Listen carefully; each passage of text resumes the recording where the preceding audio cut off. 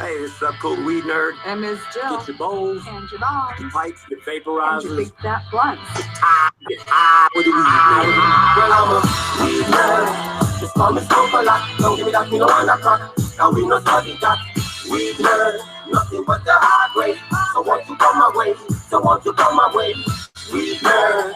Just call me Smoke a lot. Don't give me that, me no want that crack. Now we no study that. Weed nerd, nothing but the hard way. Smoke a lot of herb, smoke a lot of herb. Come on, weed nerds, let's all get down to that old school sound with that K-Lou pound. Put seeds in the ground, tilling up the dirt. Shovel in my hand and I'm putting in work. Weed nerd, connoisseur, growing the killer. In the backyard with the mountain gorilla. Game spiller, kill another, what you think? Miss Jill's got tips on growing the dank. Cheese plate, Aldo, Indo funky. Time wreck, half laced in my blunt sleeve. Skunky, smelly, space bomb sticky. Stepped in the dough, got the whole team with me. Iggy Pop, my city's hot. Ukiah, California, got the green on lock. Chillin' in my weed crop, blowing some herb. Dope boy, OD, yeah, I'm a weed nerd. I'm a weed nerd. Just call me Smoke a lot. Don't give me that, me no want that crack. Now we no study that. Weed nerd, nothing but the hard way. So won't you come my way? So won't you come my way? Weed nerd. Just call me Smoke a lot. Don't give me that, me no want that crack. Now we no study that. Weed nerd, nothing but the hard way. Smoke a lot of herb, smoke a lot of herb. Listen to the lyrics, though, but I'll let you know. I've been a weed nerd since the first episode. Hell yeah, guys. So how are y'all doing tonight? So there's going to be just a teeny lag here and there because I'm on one laptop with one screen and I had three before, but we are live, actually live from Arizona, from outside. You can see the stars behind me. Oh man, that's fucking That's cool. Dude, the best thing about Arizona is sitting outside at night, like having a couch. Wait, that star's moving. That star's not. It's not a star. Front row. That could be a plane. All right. Well, let's welcome our guest tonight, and I got a special surprise. I don't have my headphones on right yet because I'm going to play something for you guys. But real quick, welcome everybody, and I hope everybody had a good week. It certainly was an interesting week for me. It'll be story time in a little bit for you guys who don't watch my constant stream that I have going. But I want to kick it tonight to Malik and ask him how everything's going tonight. And thank you for putting everything together, my friend. Doing very good, Sub. I'm happy to be here with everybody tonight. You know, we're hanging out with the family. We got everybody in chat. And I was thinking this morning, like, it really is something how much putting this info together and having these panels, it impacts people and they make decisions on what we do. And they're buying certain nutrients or additives or something. So it's a good feeling to be here again with everybody. Shout out to T-Dog. Shout out to Tarek, Hannah and Chris here joining us, Pedro and Dizzy. Super excited, guys. Awesome. So, yeah, just like I say, it's cool to be able to put this thing together. You know, I was thinking the other day something, and if you guys watch me all the time, you know that this has really become a family. I mean, not only just so you got this show, you got Pedro, Dizzy, you got Dago, and everybody, even the brand people that have fallen off a little bit. It is still one big family. I mean, those people are like our redheaded stepchildren. They're still part of the goddamn family, even though if we're crossed with them right now. So I don't know. I just made that observation the other night. There's about 1,000 people that are stream nerds, and this is kind of their life and what they do. And you know, riding nerdy is something that we've come up with, but it's kind of what we all do. That's a badass ogre right there, dude. I like it. So that's pretty neat to think about the fact that we have formed an online family. I don't know if you read my description of the show tonight, but it said burn your TV or shoot your TV or some shit like that. So I just don't listen to TV, and I find these streams much, much more entertaining. We're going to preview something here real quick, but I wanted to go down the line real quick with our guest tonight. So how are you doing tonight, Pedro and Dizzy? Searching for the mute button as always. Doing good. No, I think we're still medicated from last night.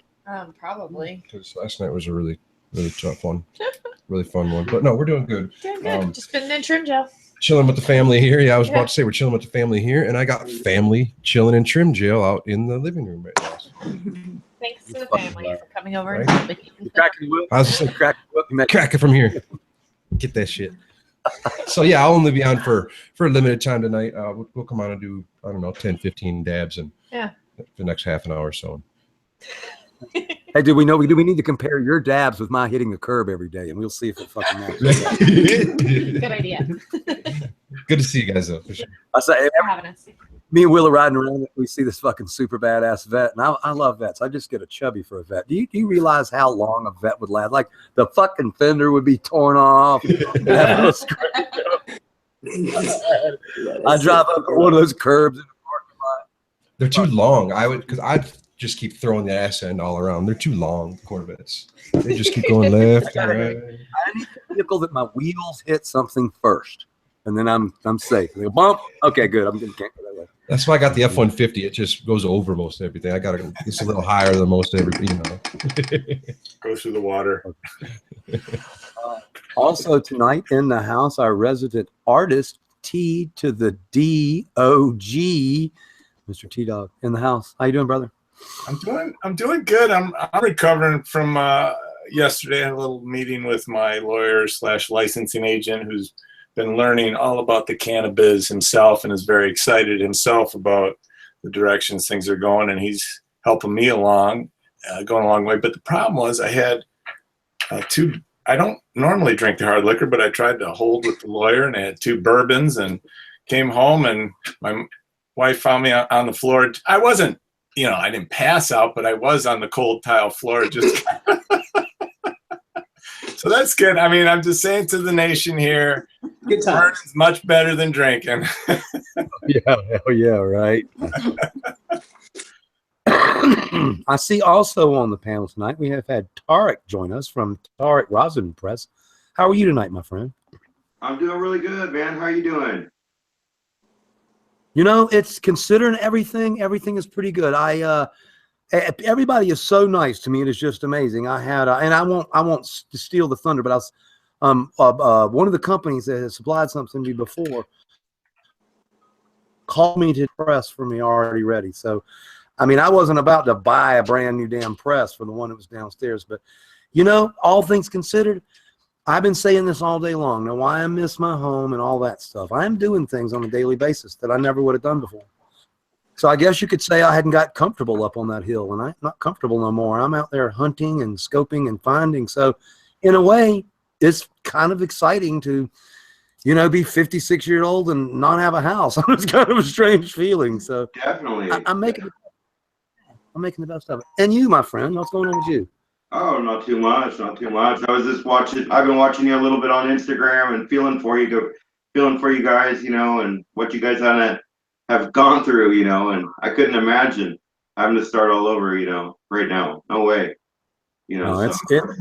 That part is a little unnerving. I gotta, one of the smallest things that I want more than anything is not even a house, but just a safe, secure place to have my shit, because I'm a real American. Every day I buy 5 more things. I mean, now I own a printer, 2 things of ink, 2 reams of paper. Where am I moving from space to space? Maybe plug it in. You need a really long extension cord for that printer.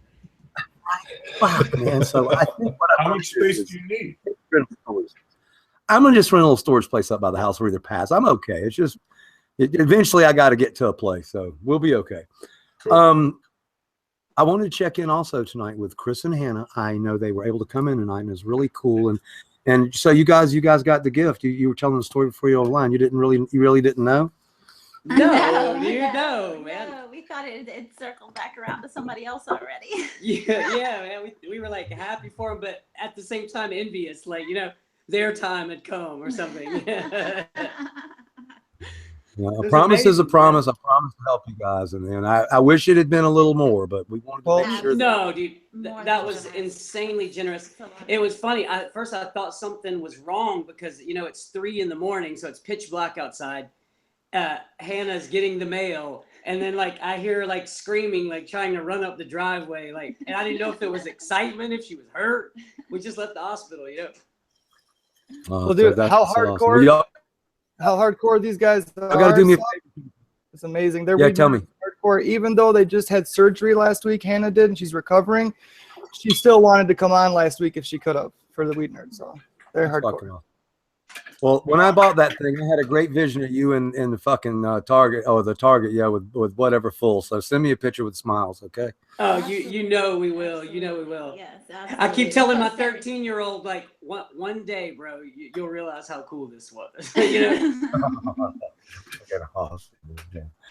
All right, we're gonna keep going on with the show a little bit. The awesome notes that Malik prepares for me, which I'm probably screwing all up right now, but I do have a surprise for you. So before I put on my headphones and get with the show, this is without permission the brand new window dope track called "Feeling the Change." It's when the laws change, they're looking at us sideways. It's time to break these chains. We get about this maze. It's when the laws get changed, they're looking at us sideways. It's time to break these chains. We get about this maze. It's time to transform and come up to the surface. Accept life, I'm fulfilling my purpose. World that we living in is one big circus. If time is money, then that lost time is worthless.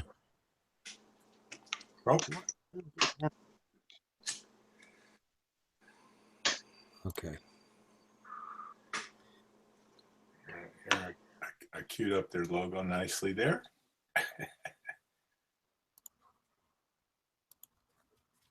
That is sick, dude. Hang on, what the fuck happened now?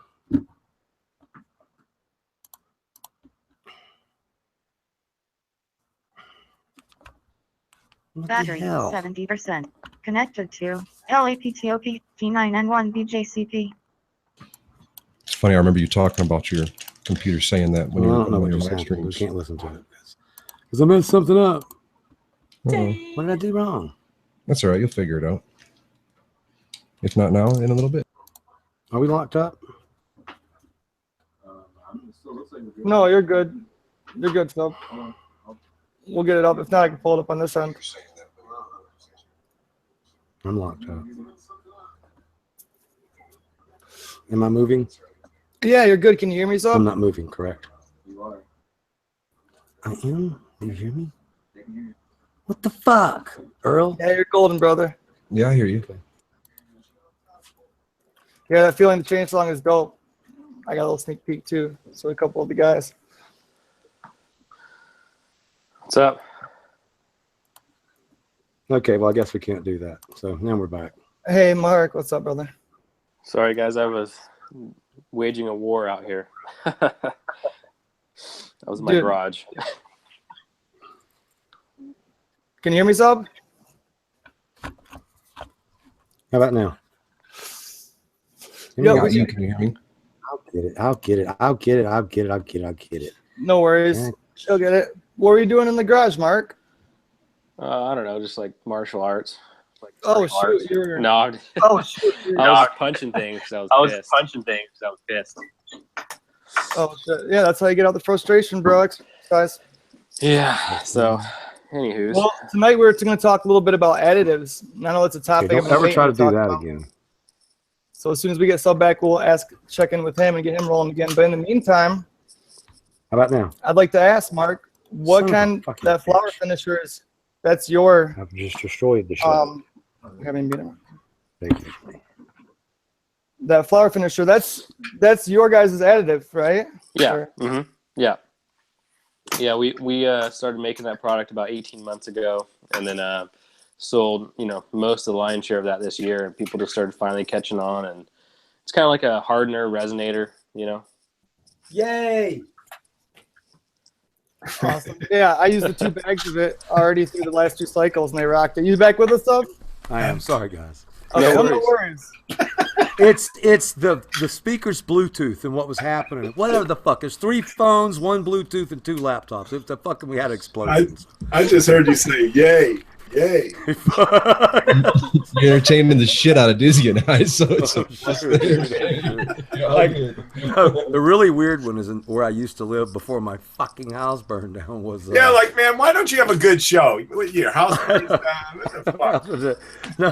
No, I'm just used to being a truck. My truck was so far away from my house and everything that it's never worked. So the other day, somebody called me on my phone, and I'm like, hello. And they kept calling me, fucking talking to me in my truck. My truck's like, hello. It was so close to this house. I was like, shit.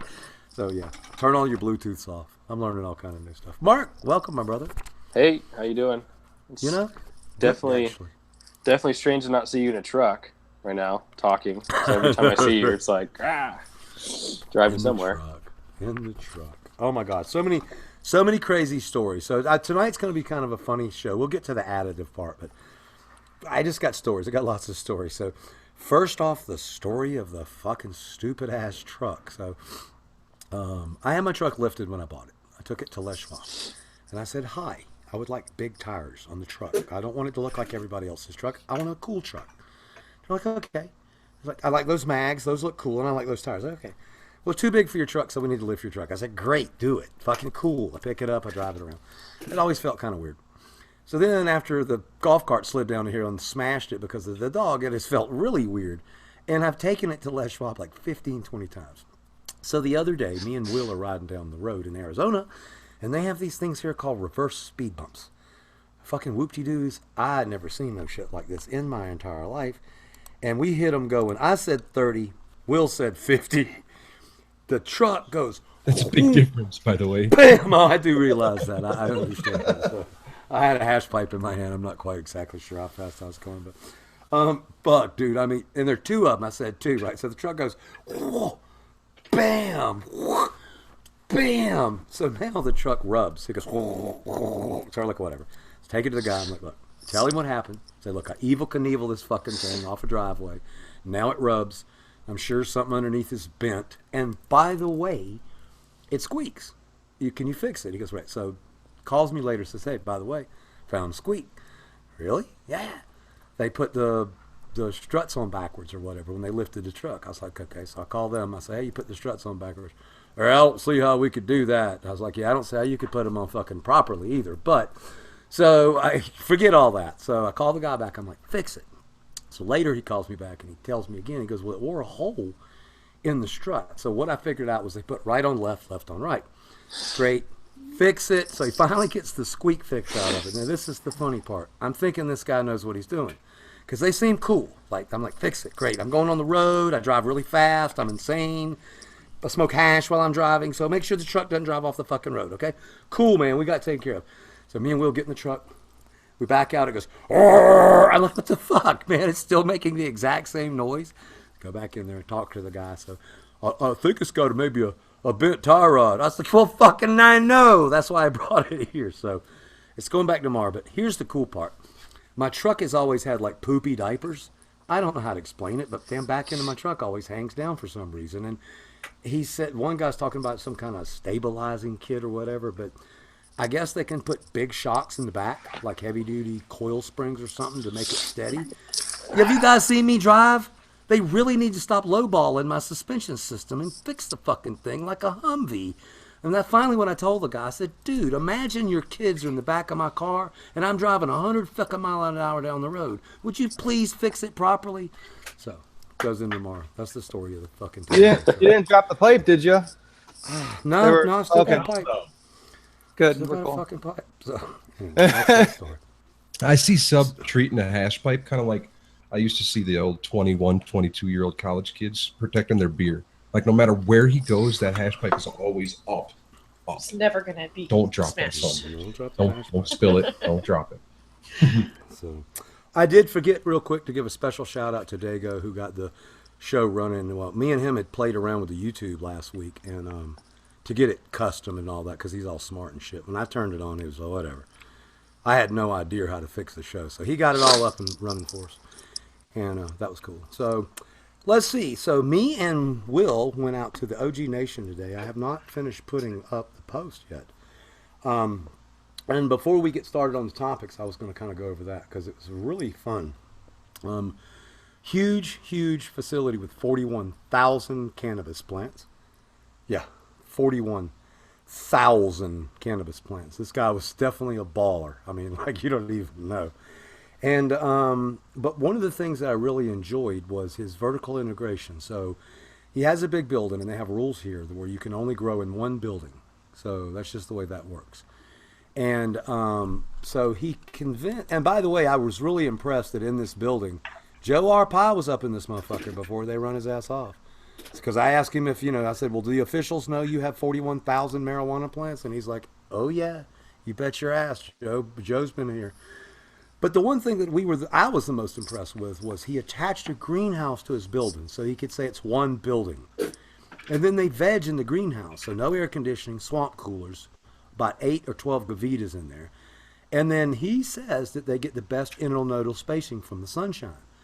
Because the sun is the sun. It's fucking almost 300,000 lumens in every spectrum there is. So that allows him to make these really cool small plants that have really tight internodal spacing and really good stem structure from the UVA and the UVB.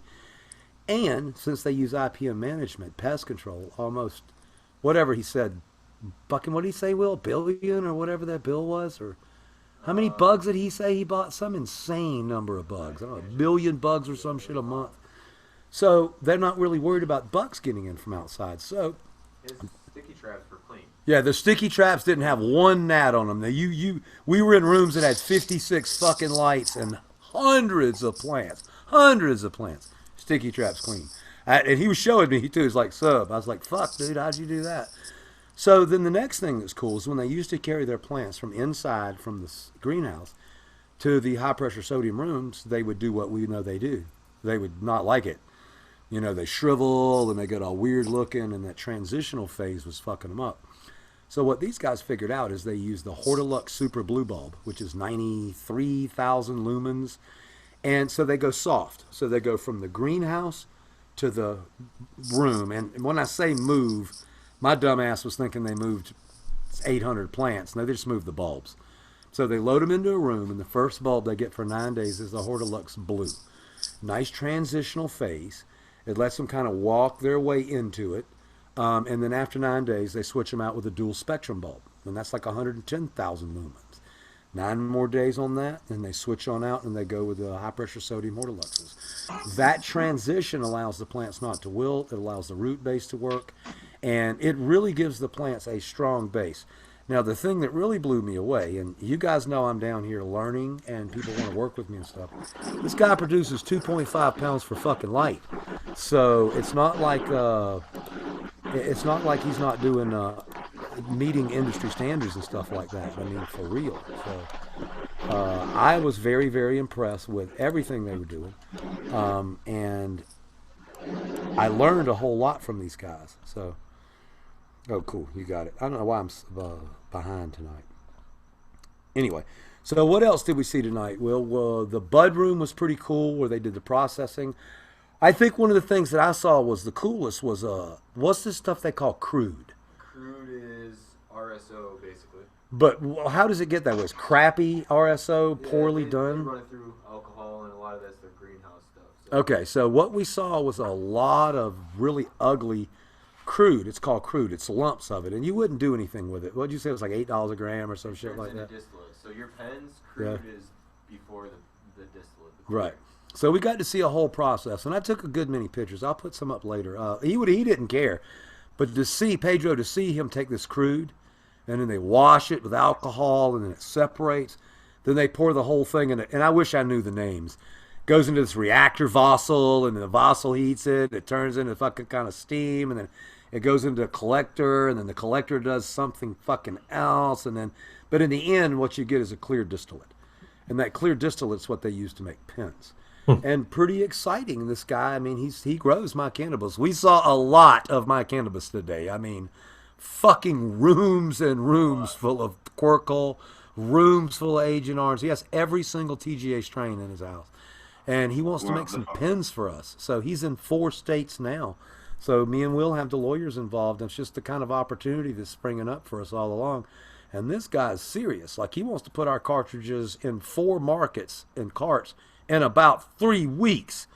So while we have many people offering us different opportunities down here, me and Will, this guy's fucking serious. So that was really exciting to walk in and see 41,000 cannabis plants growing, and hash, shatter, candy, distillates, pens, I mean, everything. A whole room full of people trimming. It was like some fucking Cheech and Chong damn wet dream. There's music playing. There's 15 people hanging out. They're trimming and working. So It's fucking pretty badass. Didn't you think so? Cool. That's why I wanted to show you that one. That one's one that's just in full cycle. I mean, that should be a model for a lot of it wasn't. shops. You don't see that. You know, No. you walked into some other ones and there was a couple people trimming, a couple people in the garden. You know, Yeah. So then, they also invited us out to their outdoor. So their outdoor is fucking massive. I mean, I don't know if you can find a picture of it, Malik, on Urban Greenhouse site, but Here we go. Yeah, look at this. These are 10-foot plants. He says you can sit on 10-foot ladders and the plants are above your head. So we get to go see that and film from there on Wednesday. So how badass is that? Let's see what else. I was on the phone yesterday talking to Kyle Cushman, letting him know that I was going to L.A. And by the way, this is an invite within reason. So I'm supposed to be a hash judge next weekend. And you know, guys, I don't have a house. So I thought it would be cool to hook up with Kyle Cushman and my son and daughter who live there. So I'll leave here on the 3rd, and I'll get an Airbnb in L.A. And by the way, Airbnb is cool as shit because it's cheaper than a hotel and you get a house. But I figured we'd get a house up on the hills, and Kyle had come up. We're going to go see Kyle's production facility, talk with him about a collaboration with the strawberry coffee, maybe one or two of his other strains. He showed me that interest. And then we're going to pick up the hash on Saturday and go up and do a weed nerd up there from the Hollywood Hills and smoke it. So since I don't have a home and my big thing in the old days was always security, I figured we ought to have a couple of friends in there. So if you are close friends of mine and you are in the area of Los Angeles and you want to come get together on Weed Nerd Night next Saturday, let me know. What a fucking cool opportunity. We got a little house up in LA on the deck, and from what I get, it'll take 4 hours to drive from there to like a block up the street. And I'm looking for that. Do you guys live in LA? Anybody? Yeah, I lived there I lived there close to 20 years, man. So it's like I'm gonna sit in traffic the whole time, right? Well, once you get someplace, you just try and stay there. But yeah, don't have too many destinations to drive to, and it won't be too bad of a time. And if you can be by the ocean, that'll be good. And by the way, when you see Kyle, I got friendly with him at the Can Cup, but I went to high school with his wife Susie. Oh, very cool. Susie's super nice. Yeah, she is. When I saw them at the Cup in San Bernardino in April, you know, Kyle comes up. He goes, "You went to high school with my little Susie." So, well, I want to jump into our first topic now. Have fun enough. Yeah, no, I'm actually a little excited about it. I mean, I'm gonna get me a nice place where I don't have to, like you say, travel around. And no, I'm looking forward to it. No, you'll be good as long as you don't have to stay there too long. No, that's it. And plus, I'm gonna have Will to drive me around, so that we can navigate good together, man. We can take a U-turn better than any two people you've ever seen drive a Toyota truck. It's like, are we going the right way? No, turn around. Fuck. Okay, hit the curb, turn around. Flipping a bitch, right? You know, flipping a bitch, baby. Hit the curb, flipping a bitch. You got it. All right. So tonight we are talking about additives and what they mean to us, especially hemp and CBD crops. Now, we were going to have a company on called The Bottle that Malik met at one of the cups, but unfortunately they had something go power wrong. outage, yeah. Yeah.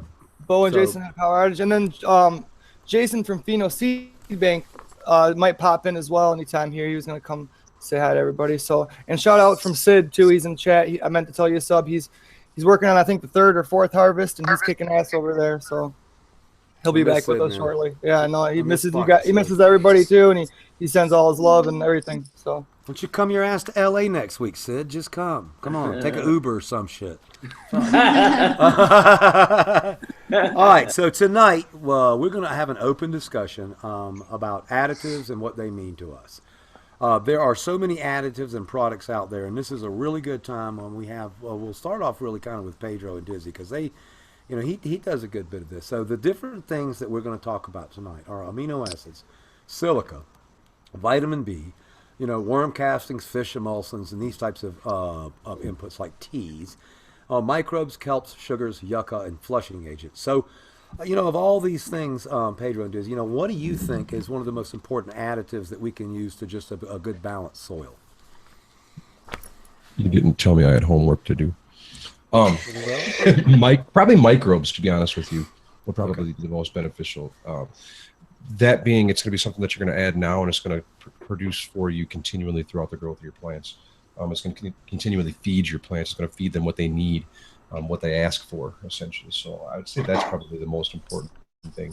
And you can get them a lot of different ways. So. One of the best, easiest ways is just straight through a really good compost source.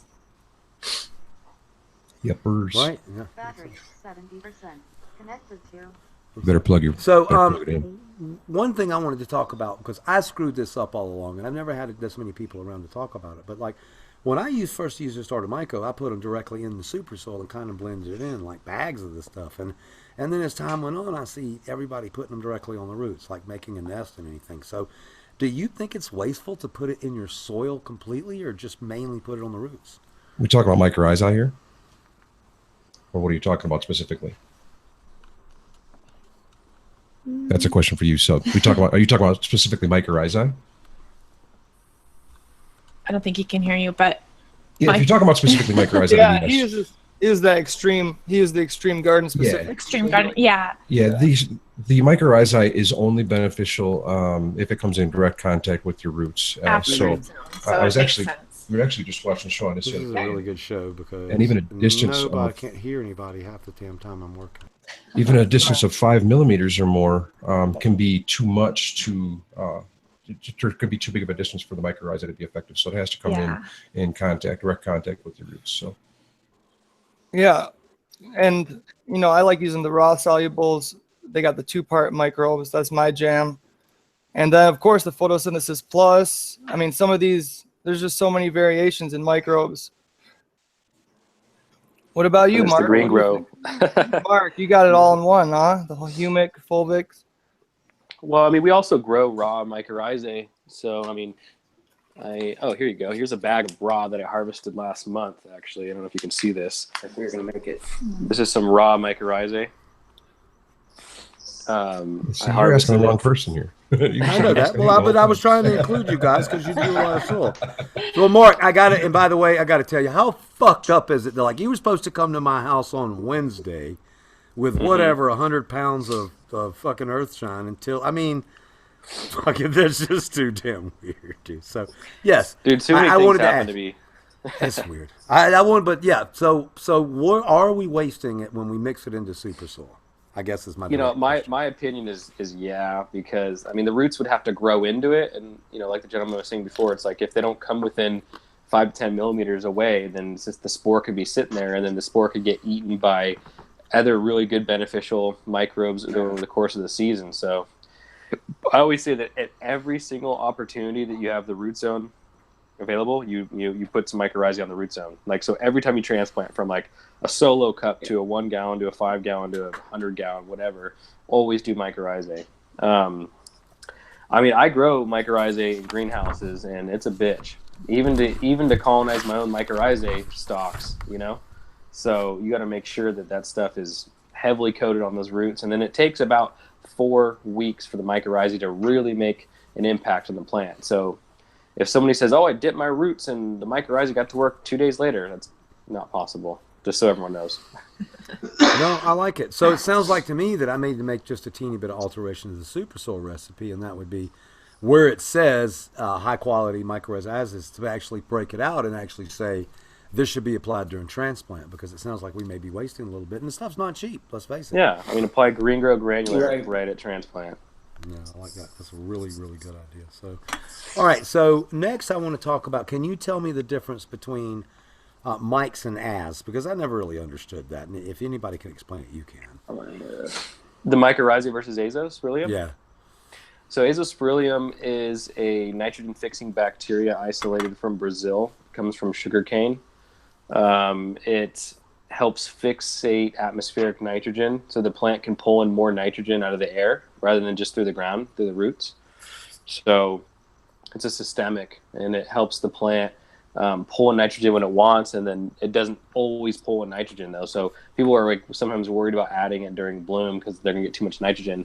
It's really when the plant needs it. So it's kind of like a tap that the plant can close, like open it when it needs nitrogen and close it when it needs it. So and it's a bacteria, so it's 100 times smaller, maybe 1,000 times smaller actually than the mycorrhizae, and it's gonna be able to be stored for a lot longer and brewed into teas and mixed into water, stuff like that.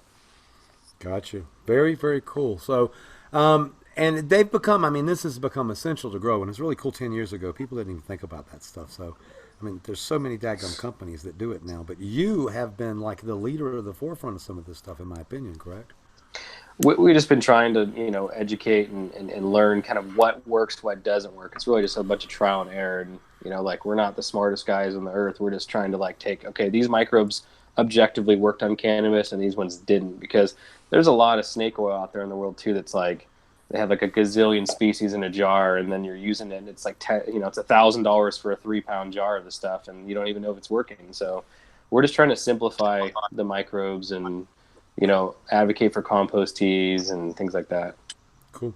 I want to I'm gonna go a little raw here, but I'm gonna bring Malik back on. So Malik, we had some guys on Soil Balance Pro that came on, and they sent out a bunch of product and everything. I think they were saying it was organic, but if I'm not mistaken, we found out that that's not necessarily true. Can you kind of expand on that a little bit, what we found out? It's something with the sugars, I believe, that they're using to feed those microbes. I'm not sure exactly. We had Minnesota Nice exactly. He broke it down for me. But yeah, and they went on Hash Church with Bubble Man, and they were talking back and forth, him and Jeremy from Build a Soil. There's definitely some back and forth going there, and a little bit of further research needing to be done and on that one. And they are one of those that I believe might be using multiple strains rather than just the Mycos or Azos. And I got you. Yeah, I was meaning to ask too, like, what's the benefits like re-inoculating every week? Because some of us guys in chat, we really like to re-inoculate every week. Maybe we don't. Maybe we miss the transplant, and don't put mycorrhizae. Then you're still getting a lot of benefit. Well, you're getting benefit if there's bacteria and humic and seaweed in the inoculum. I mean, it's hard to say if an ultrafine inoculum is really making its way down to the roots via water. That's why, obviously we sell an ultrafine, but I say it's more of a bacteria and seaweed and humic kick than it is mycorrhizae. It's just, you might colonize some of the feeder roots, maybe. I don't know. I wanted to real quick just spin a little bit. We're going to get into sugar and feeding next, and some questions there. But I welcome my guest. I didn't welcome my fans. 419 people hanging out with us tonight. I have some of the coolest damn fans in the entire world. Someone from fucking Ireland sent me a bevel screen. He sent me 20 bevel screens. So I couldn't find the damn bevel screen anywhere, and I don't have time. Oh my God. From fucking Ireland, he sent me my bevel screens. I have the best fucking fans in the world. Yeah, there's not many places that have them. No, they're not easy to find. And I tell you, there's a reason I like them, man. When I got it this afternoon, I chiefed down like 4 bowls of hash. It sucks so good. I just love it. I see Jason from the Pheno Seed Bank has joined us tonight. What's up, brah? What? Hello. Hey, man, it's good to see you. Wow, have your ears burning? We have mentioned your name fucking 50 times in the last 2 days, just so you know. I hope you're doing well, Sub. I'm sorry to hear about everything that's happened in the last bit. Yeah, I'm not only making the best of it, but I've said this before. Everybody's heard it, but it's something that really is getting me through the day. So at 56 years old, I'd become kind of stagnant. I would have probably just sat up there at the house on that mountain and done my little thing, rinse, repeat. And if I was also, I wonder, measuring myself in the world as a man and everything. And if you want to find out what you got inside of you, burn your house down, because you got to get up and you got to go to work. So we've been talking about preserving genetics, and obviously I'm going to get almost everything back. But God, I wish we had already put our lineage and stuff in your bank. Oh my gosh, I was thinking that too. I was like, the timing couldn't be more horrible, but I think it's a good lesson learned. Yeah, no, that's cool. Hey, Pedro and Dizzy are going to drop out. I want to just thank them for dropping by. I know you guys got a lot going on and everything, so we'll see you on the after show or another stream somewhere down the road. That was quick. Thank you very much. I appreciate it. Guys. Appreciate having me on. We'll go out in the living room and we'll be watching. Yeah. There you go. Cool. Love you guys. Bye, guys. So speaking of that, and before we get back into additives and stuff, so me and Will have been working hard. I mean, we secured the Cherry Pie OG just recently, and we're working on some other stuff. So no bullshit. So let's get with Malik or one of my guys, and let's figure out exactly what I need to do on contract to get this shit locked up, because that was 40 years of work lost that I got to recreate over the next 10. So your help. Definitely. So since you popped in, you've got me dying curious. What's going on with this strain that Will got, this bad news we've heard about? Oh, okay. So I don't want to have to drop it, but it's might as well time I put it on the website. So we thought we had our dioecious trait dominant, and it ended up being that we're in our filial 2 now, and we had some monoecious recessive traits pop up at a lot more frequent than we were expecting. So I'm going to have to delay my Awaken release, unfortunately. We still have some seeds of it, and that's kind of what I said I wanted to talk to you guys about, because we still have plenty of people demanding it, and not necessarily for growing with their marijuana. Of course, you don't want to be tossing pollen like that. But a good example is, like, I'll show you a jar. You can see it looks just like Sinsemilla. There's no nanners or anything like that. But if you're still getting like one nanner here or there, that's not acceptable for me on the breeding standard. So we still have patients demanding it, because the quality of the medicine is still fantastic. But when it comes to being able to intermingle with other gardens, we want it to be truly pure female. So we've had to put that delay till I think at March is where we're going to be aiming for, where I think we can have that trait completely out of the lineage within the next filial generation. So very cool. Deep breeding, and part of why the company that you have is growing so fast, because you're making sure shit's done right, even when you have a problem. Yes, thank you. It sucks when you have to release those things, but on the good news, my Costa Rican land race on the marijuana side is actually going fantastic. We had some amazing phenos pop up this batch, and we should have that in a filial 2 by the end of the month. So I'm excited for that. Awesome. That's very cool. Well, we are now talking about additives and what they mean to us as far as crops. And, you were talking last week, or the one you had on the show, and I have talked about this conversation a lot. It blows my mind that, and I think it was maybe Mammoth we were talking about, or one of the other products that can increase your CBD production to the point that it could make a field of hemp fail a test. Can you expand on that? Yeah, so we were actually talking about that with the multiple products between, Mammoth is one that I don't think it will, but anything that increases your resin production increases both your THC and your CBD. So for those people who are trying to grow legal hemp, you want to keep it under 0.3 at all times. So bumping up your CBD is great, but you don't want to bump up your THC as well. I just got some of the Soil Balance Pro samples that I'll be doing some clone tests of. I wanted to start plants off from a really young age and test them all the way through. So that's what I'm going to be doing with the Soil Balance Pro, and see if that affects my hemp numbers at all. But I just was at the lab this week and talking to them about it, so I'm excited to get this test going.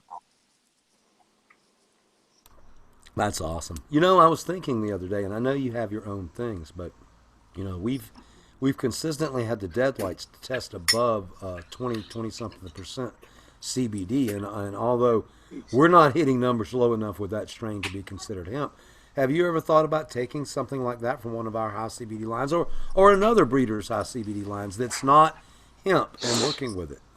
Yeah, so there's a lot of companies that are in the marijuana industry that still want to produce top-notch medicine. The good news is they can use higher THC ratio strains, and so I think that there's a huge medicinal value for those strains to be produced, in more of a marijuana license setting, and then they can be produced into products from there, medicinal products. But I used to call those gray area strains, but I think they're going to clearly have their day in the legal marijuana production realm.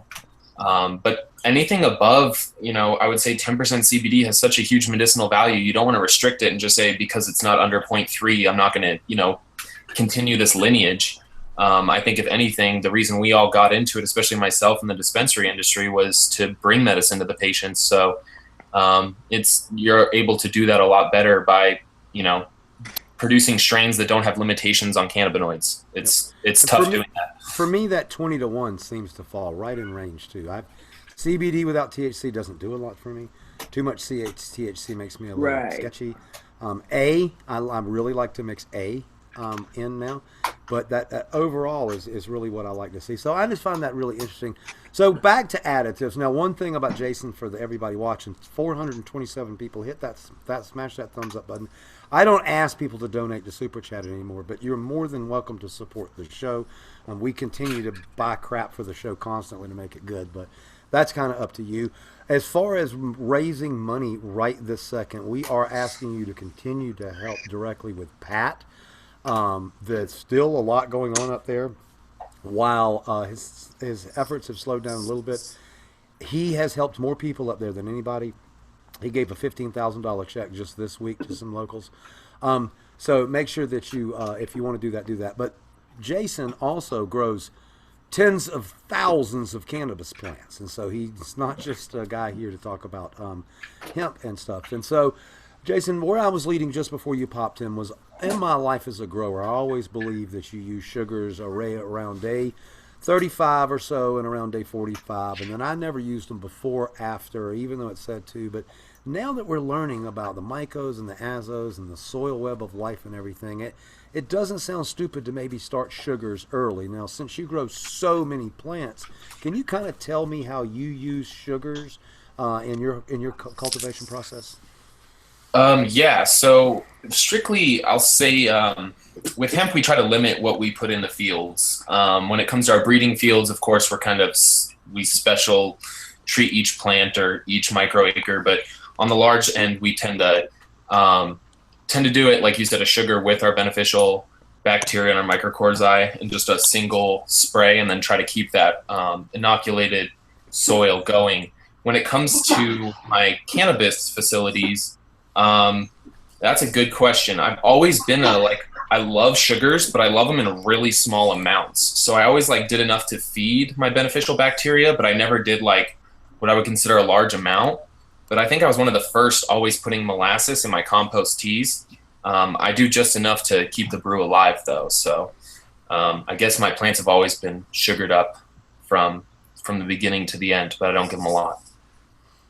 Cool. Well, I mean, that's really important. And we found outdoors. In the indoors, I was a little warier than outdoors. But outdoors, we were blasting those plants with sugars and mycos and teas 3 times a week. And I will always be sad of all the things I lost. That was definitely on the list of the top 10, because one of those plants was the prettiest plant I ever saw. And it's just starting to fade that purple and everything. But what I learned in that process is that teas are huge. And diverting from what I'm saying here is that when the new system we put in Arizona through the grow rooms that I'm going to be repping, we're going to use super soil, but we're going to use teas as well. So just be super soil or teas and nothing else weird. So along with that, can you tell us what other additives you use? Now, I know you talk about not being able to use a lot because when you're growing hemp, you don't want to push it. Let's call you don't want to push it.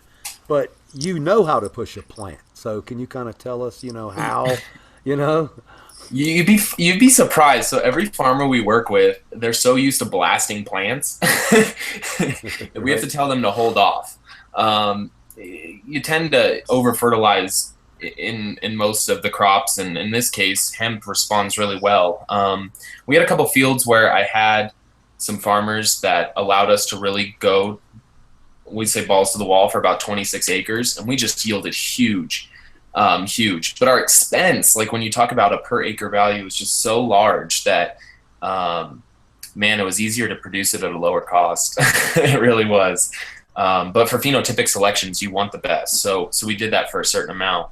But yeah, adding in general and just, and nuding on such a large scale, you've got to be very selective with what you choose. And most farmers have this preconditioned program of super, super heavy nutrient feed selections for most of the crops here in Colorado to begin with. So I had to tell them to dial it down, and we still saw very good results. Awesome. Well, we're going to get back to you in just a minute. I want to kick it over to Tarek, whose mic I just muted, and I hope you can unmute it. And I want to ask you, what you got going nowadays. I know you have when the last time we talked, you had just released a new product. Tell us what's going on in the world of smashing cannabis and smashing hashish. Well, basically, we have our TRX3, which is 2,000 pounds of pressure pneumatically. It comes with an Enel port, but my newest one that's coming out here in the next couple of weeks is a travel press. It's going to be the very first battery-operated press. So it's for smashing on the go. It's going to have a 2-hour life of battery life. So I'm pretty excited about that, and I'm going to actually showcase it on here if you don't mind once it comes out. Yeah, no, we would love you to. The reason I kicked over to you, Tar, because I have something kind of funny to tell you. By the way, just for the fans of you, watch. This is what Toke is doing the whole time we're fucking playing. There's the ball. There's fucking Toke. It's like he'd give a shit about the Weed Nerd show. He is just like, fuck you, throw the fucking ball. He'll paw it. He's like, Will, look, Will, please throw the. Dude, just awesome. He's like, fuck a bunch of show, okay? No, the reason I was saying it so tight today, I was in this grow room with 41,000 plants, and we're talking to the guy, and I actually made some positive contributions. But one of the things that I talked about to him was I'm going to tell you a little story. So Aaron with DNA bred something called the Kosher Ticket, and he sent me seeds. We grew it out. It was nice. But from the flower form, it wasn't any more special to me than a Chernobyl plant or a Slimer plant. It had similar qualities. And so when Jill was running the grow room at the time, and she had a 6-inch running, and she had clones in the clone room, and she said, do you want to keep this? And I said, it's just not that much different than other strains. So move on. A couple of days later, I'm down in the basement. I've got about 4 ounces in a jar. I pull the buds out and I smash them, and holy fuck, lava flows. I get multiple drip heads coming out of the unit. So what I tell these guys is the new thing, in my opinion, if you're going to do phenotype selection, when you're doing these guys do 30, 50, 100 plants of Quirkle and Space Queen and on and on. So what I would say is before you make a determination for the rest of time, you should squash. So 100%. A portable unit, like 100 fucking %, because you never know when you're going to put that weird looking, wispy looking shit, right? Yep. It can go one way or another though, but yes, definitely. It's always good to, squash it first and see what it's like. See what it's like before you toss a clone. So this guy is definitely right in the target for some portable smushies, because he's got like 150 employees. And so all you'd have to have is a scale, portable unit. And again, these guys aren't going to have a fucking squash station like, some of these $4,000 or $5,000 units that weigh a truck, but something that works like your unit. And I've used your unit, by the way. It works really well. So they could set a scale, parchment paper, and your unit right at their station where their flowers are before they're going down the processing unit. They could simply smash them and make the notes. So if you could see this, you've got a piece of index paper and you've got your phenotypes, and you simply take the same amount of bud each time.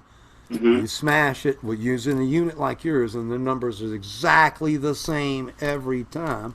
And you write it all down. At the end of it, you're like, hey, fucking G was a motherfucker, and she pushed out more resin than anything else. If that strain had the best flavor and was a good yielder and had really good growth pattern, then that's going to give you just one more qualification as a keeper clone. So 1,000,000%. So yeah, if I was in your business, that would be the thing I would be telling everybody, because I didn't have a press, and then once I got a press, I started seeing the benefits of being able to see the resin in the plants. So exactly. I ask this all the time, and I think I asked it of you last time, but I'm still curious. Do you know of anyone that is cooking on a large scale or even medium scale with rosin? Not hash, not oil, but rosin in cookies and stuff. Have you heard of this? I have not. Only in Germany, I heard of a big chef there that was cooking like 10,000 milligram rosin edibles or something like that. Crazy amount. I'm just thinking creme brulee, man. It's like creamy and it's not grainy, and yeah. I don't know. Yeah, no, definitely, and a lot of people are using it, for medicinally with cooking and stuff, though. But I don't know anybody doing it on a large scale. No. Yeah, cool. All right, I want to kick it back to Mark real quick. And what have you got? So what's going on with you since I left the fire? You're still in the area, right? Yeah, well, I'm actually flying back tomorrow morning to handle some company issues. I'm going to take care of it quick, and then I'm having a baby boy hopefully on Tuesday. There you go. And then they just found my truck, by the way. Congratulations. They found the truck? They found the truck.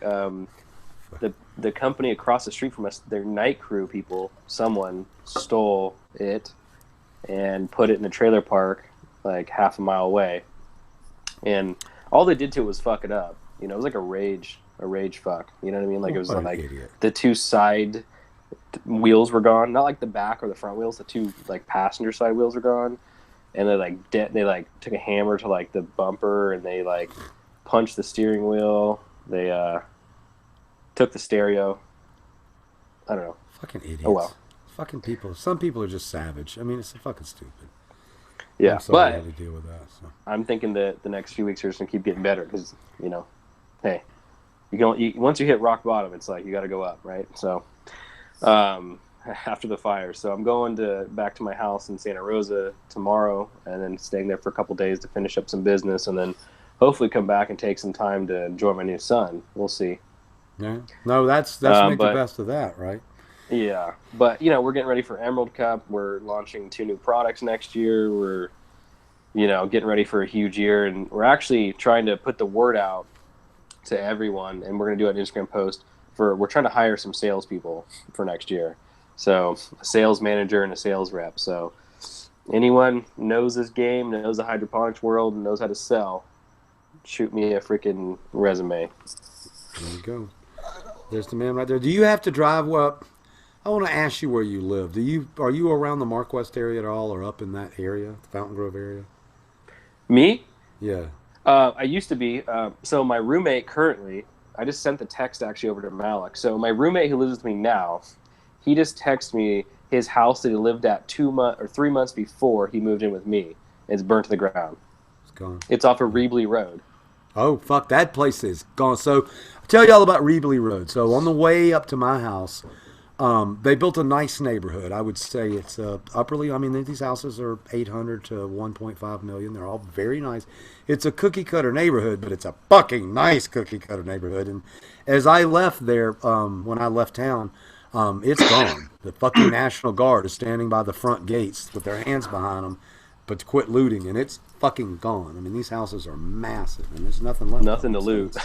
Yeah, no, there's not really anything. Here's to that loot. picture right here. Yeah, I just sent that to him. Oh wow. That's right off of Reebley Road. You know, go Mark West Springs Road and hit Reebley for about maybe 3/4 of a mile. All that was like, you know, old vintage grapes, and then there was like this huge doctor's house right in front of that house, like some like big, huge, like old Western style white house. And they contracted my friend's company to build a farmhouse, right? Like a beautiful farmhouse. And so he lived in the farmhouse with his dad because they built it for the couple. And then he moved out not too long ago to move in with me in my house over there off of, I live off of Calistoga Road in Montecito over in Rankin Valley. Okay. Yeah, and this picture just reminds me of, like, Tarek, you were telling me you went through a big fire when you were younger and your family, or you lost your everything. And I was going to mention that to Sub, kind of give you a chance to talk about that. And also, I mean, everybody in Santa Rosa is just affected. I talked with Scott and his mom, Donna, yesterday on the phone, and she just went through surgery for a tumor that was 8 pounds, and they can barely afford the last round of chemo, and they don't have no medical card to even get THC in right there in California. So I told Sub, and he's going to hook them up. We're going to get them a Soil King, make sure they get THC. I already got the hemp tincture from Jason here in the mail. It's going to go straight to them. I got the package ready upstairs Monday, so I'll get that to them right away. The Spider-Man. Yeah, so whatever we can do, but no, these fires are just crazy too. Well, we lost Sub for one moment. He'll be back. But no. No worries. What's up with you guys? Dude, my phone. I wanted 4%. to show that logo for Hennep. Yeah. Kush. Hold on. Let me get that up here. These guys are great. Where is it? Here it is. There it is. Okay, so yeah, I met this couple, Crystal and Hennep, Eric. They're in Washington State. I met them at the Hemp Fest, and they're they've got a channel. I need to put the link in. They're awesome. Yeah, they're good people. I helped them out with this. Yeah, they donate a little bit. What's the name? I'm looking right here. The name of the organization they donate to. Yeah, they're not Wounded Warriors. It's something like that.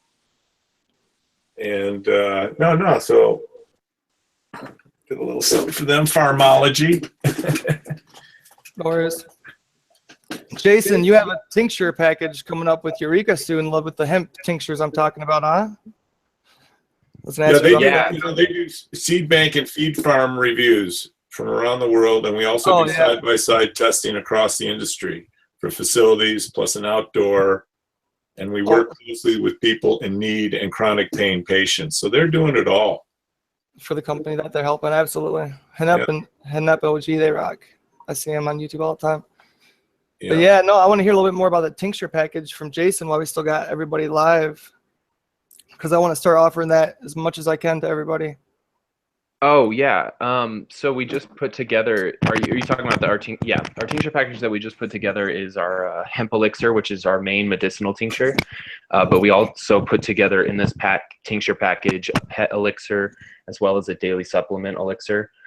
We just see a lot of people getting it for their pets, getting it for themselves. So we thought we'd put them together, offer a little bit of a discount. Again, everything that we do sell helps us fuel our charity side of our business. So we get excited about being able to do that and help out where we can. That was actually going to bring up, I'm also sending you some samples of the capsules as well. So you'll be receiving those to send out to patients too. So we're excited for everyone to get trying them. If you don't use CBD or haven't tried it, you should definitely do it. And if you do, we'd love you to test our products comparatively to others and let us know what you think. Very awesome, dude. I cannot wait. Sweet. Good to see you back, Sub. Thanks, man. I apologize for whatever. We had a connection all week. No worries. It's okay. It's okay. And by the way, thanks for you guys holding it down. That's just fucking badass. So I'm assuming you talked about your new product, Jason. Yeah. Malik's good at putting me on the spot. Well, yeah, no, but I appreciate it. And, I wanted to ask you, and I'm fixing to put you on the spot too now. So one thing that happens to me a lot and quite often is somebody will text me. And I got one today from a friend. His name is Brian. Malik's probably got his name. And anyway, his mom's fucked. And it's not a case. This isn't a case of healing. I think she's had 3. This is her 3rd time through chemo. And so she's in a place where she needs CBD pain relief. So we reached out to Calagris Neck and put it together. But is that something you'd help us with too on the rare basis when we have somebody needing something like that?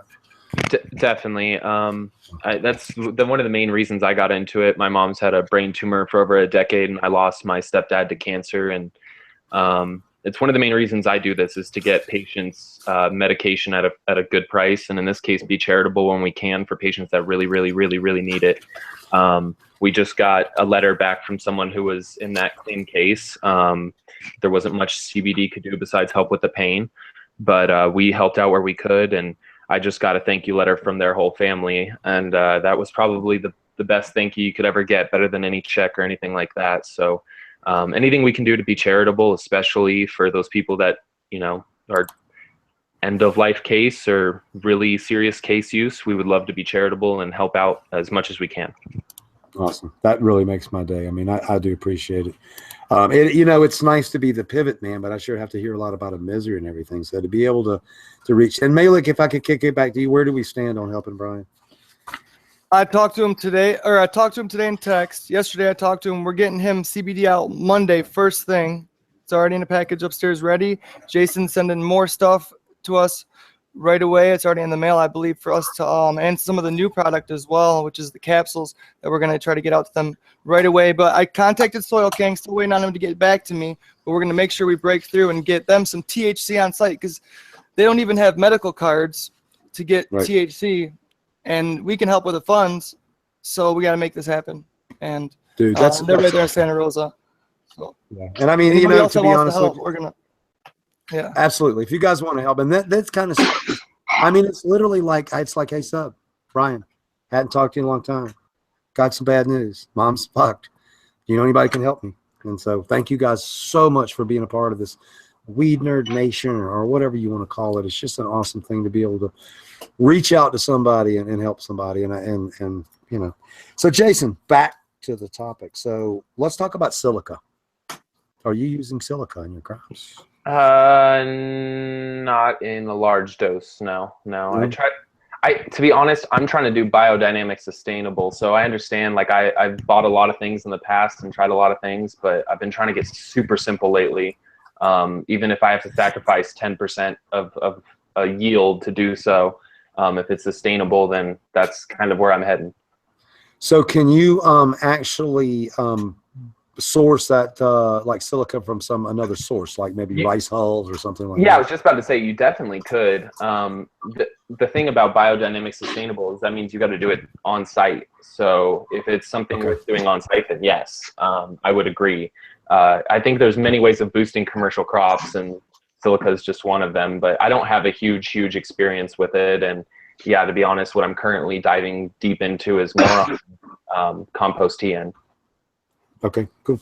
Well, teas are just huge. Go ahead, Malik. Silica is so interesting. You know, it's one of those subjects that there's the potassium silicate that we all know raises your pH and affects with your solutions. And then there's the organic silicas like the bamboo sourced or the rice hulls, or even NPK raw solubles has their powdered silica that doesn't affect pH, and it's organic as well. So I love seeing the effects from silica. So I just love silica.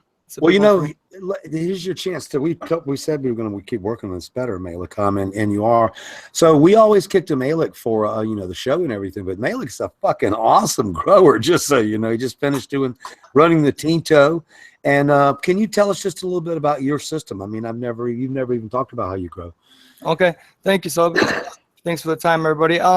Yeah, I just use Pro Mix Smart Pots. I run the Fluent Spider X LEDs, and I run some Timber Grow lights that I have, and 1,000 watt cool tube. So mixed spectrum, I love where it's at, and it ties into what you were talking about earlier with the greenhouse on the back of OG Nation. Like that tight internode spacing you get from mixed spectrum and light outdoor is just can't beat it. So I love that. But yeah, other than that, it's pretty basic. I use the Green Grow Geo lately, Blue Planet Nutrients, and all of our sponsors. And man, all of our sponsors together work it, make your little wizard potions and work it, you'll get some dank, especially growing TGA. I got all my Tintos tested 20% and everything, and there was still kind of moisture levels high, so it would have hit like 23. Orange cookies times dew, 22. So thanks for the time. Hell yeah. Are you close? You're muted. You're muted, Sub. You grow? Oh yeah, I live. Yup. I mean, like, do you have I live in a stereo over there, Michael? Do you have a stereo over there, Malik? Oh yeah, hell yeah. Well, I use the computer for rocking. Oh. Well, that's what I said. Would you play that song while we go on break, so it don't fuck up everything I'm doing here? Yeah, I can do that. Can you do that? I just do it to you. Can you wig it? I put him on the spot like a motherfucker. I want you guys to hear the song again, so he's gonna play it while we go on break. All right, we're going on break. This is brand new from Indo Dope. This is called Feeling the Change. It's time to transform and come up to the surface. Accept life, I'm fulfilling my purpose. Now we living in this one big circus. If time is money, then I lost time is worthless. Say it's current when the show's done. Real outlaws stand firm and don't run. They switch laws to benefit the rich ones, while some are struggling just to get some. So I treat others every spot I run. Stay united with the people, so I'm not alone. Want us divided with the evil, what they fighting for. Like they forgot that it was medicine, that's why we grow. Spreading my wings will get you high. Stand together, no need to pick a side. I'm a witness to the healing, and I can testify. Game steady changing, I see the dragon. Life is like an ocean. I'm surfing the waves. I grew up in the dirt, so good luck throwing dirt on my name. Walking down the road that I paved. Life's stupid and I'm feeling it. Life is like an ocean. I'm surfing the waves. I grew up in the dirt, so dirt on my name. Walking down the road that I paved, life's moving and I'm feeling the pain. See the illusion, let's be on the scheme. Too much confusion, things ain't what they seem. Rules and regulations, conversation deep. Conflicts and contradictions over weed. Unnecessary police brutality. Might not be what you want to hear, but this is what I see. Stay positive, no matter what it be. And like you cross the bridge, you gotta pay a toll fee. What happened to the days when we were free? What happened to this economy? How many people in this world fit the same shoe as me? Walking thin ice in the triple-digit heat. We used to live the street, not doing harm. So why won't we so amused when tearing down a barn? Bringing me a barn, some people wonder why. Game is steady changing, I saw the dragon. Life is like an ocean, I'm surfing the waves. I grew up in the dirt, so good luck throwing dirt on my name. Walking down the road that I paved, life's stupid and I'm feeling the same. Life is like an ocean. I grew up in the dirt, so good luck throwing dirt on my name. Walking down the road that I paved, life's stupid and I'm feeling the same. You gotta read between the lines with the hidden message. But every mistake is just another lesson. Once you learn, you can open up a new perspective. You can find the answer if you ask the right question. How can we stop all the stressing? The dirty lies, the tricks, who you impressing? I'm trying not to leave a negative impression. How about we switch sides and we change up the direction? Keep it smooth and I never go against the grain. Legalize it to them and us, it ain't the same. It's obvious when we look at how it's written. It was educated corporations, not the ones who did it from day one. Thinking about what's gonna happen to my folks. Hope to the best and adapt as I ride. Chilling in my garden, I saw dragonfly. Damn. Nice. That's That's what we're growing. It's fucking powerful, man. I mean, very good. It's recorded up in the up on the mountain where the crop was, and we'll play it again on the after show with the better speaker and everything. But yeah, the boys are just killing it up there, and I think that's one of the best songs they ever had. Me and Will, my favorite line is standing on thin ice in the triple-digit sun. So the other day when Will's wheel popped, it was about 100. They fucking with me. They said, "Sub, it was only like 95," but trust me, it felt like it fucking 120. So we were trying to make something happen. I was like, "Fuck, is Bleepy watching what's going on here?" Cool. Damn, you're going 95 when it popped? Holy shit. No, not really. We're okay. So my new favorite thing to eat is sweet and sour gummies. Oh my god, I love them. Sorry. Somebody moving on. No, but the best ones I've already eaten. These were the 300 milligram. Oh my god, these things were fucking awesome, dude. I love them. If I end up with diabetes, I'm going to be in a lot of trouble. Just so you know. All right. Well, also this week we're going back to Urban Garden, which we had a lot of fun there, and we kind of did it like a little quasi commercial. Well, I mentioned it to them, and they got really excited about it. And we're going to go back and do a full blown, like they're going to have their whole staff there. So stay tuned for that. That should be pretty cool this week. All right. I want to kick it back over to Jason. I had a question for you about CBD. And I kind of know this, but I just want to have the discussion because I have you here. So CBD actually can be quite a stimulant as well, correct? Oh, let me unmute myself. A stimulant, yeah. It's funny that you asked that. So when we first were doing tests with oil, we thought it would be like when you get a super CBD kind of marijuana strain, you kind of get couch locked. So we were doing these 80% oils. We were like, oh, these people who don't, use any sort of cannabinoid product, THC or CBD, are going to get a huge couch lock effect from this. And I had a friend that lives in Cali that tried it out for us. And he's like, I tried it at 8 a.m. and I got this huge rush. And I was going and I'm like, really, that's unique. And he goes, at around 11:30, my body came down, or 12 o'clock, my body came down and it just wanted some more. And I was like, it didn't want a couch? And he's like, no, I was like hyped up. So it's funny that you say that. I think in the right dose and especially in the right way, yeah, it could be a stimulant. It can also be the other way. Like if you dab CBD isolate, that's the exact opposite. That's like kind of taking a narcotic. It's just like very downing, relaxing. We were joking, it's kind of like the best thing to do after work is dabbing some distillate or some isolate. I'm not an isolate dabber myself, but we've been trying some because we have some terp isolate we've been testing out, and I got some plain isolate too. But terp, tell me about terp isolate.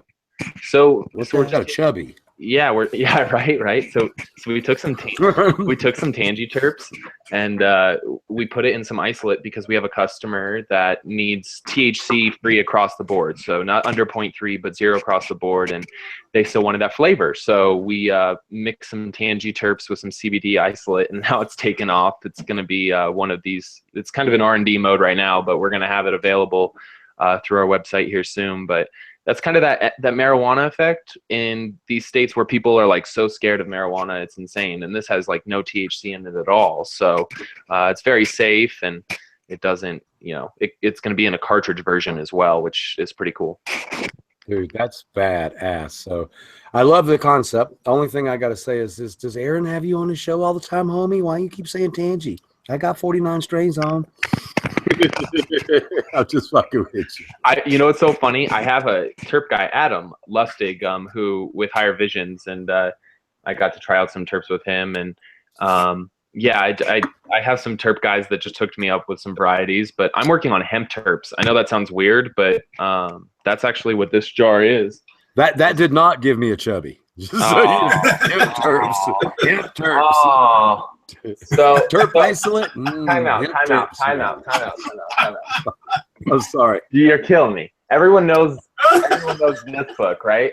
Everyone knows the author.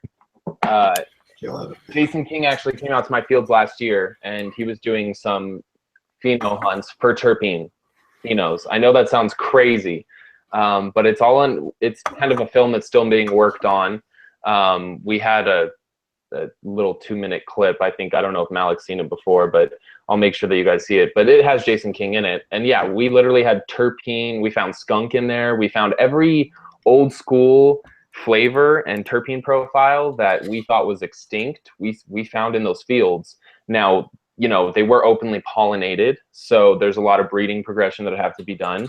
But you can just see, like, there's differences in the products, and this is all the same land race. It's just different phenotypes of it. So we're actually testing those terpene varieties. Normal hemp smells like swag. I will leave that there. But if you can find the right terpenes, yeah, it's actually delicious. Fucking awesome. I want to give a shout out, Tark Rosin Plus. Use the code TARIK for 10% off Wall Weed Nerd special this week. So go pick up one of the small Tark Rosin presses. You can carry it around your backpack with you. And when you're at your homie's house, if you don't want to smoke flower like me, you can smash you out a dab. So I love that concept. I wanted to ask the panel, can coconut oil be used to make RSO? Is it true that ISO and grain alcohol mess with terpene and cannabinoid profiles? Can anybody answer that? I know one thing about coconut oil. I believe it attaches itself like the best to THC. So when you're using coconut oil, it really is one of the most beneficial ways to get all those cannabinoids into your system.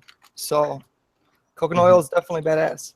Yeah, and it also, you have your regular coconut oil, then you have your like MCT oil, which is, a more refined version of it, and that's flavorless. So the people who don't like the taste of coconut, you can still get a coconut oil to infuse your products, your cannabis into, that doesn't taste like coconut at all.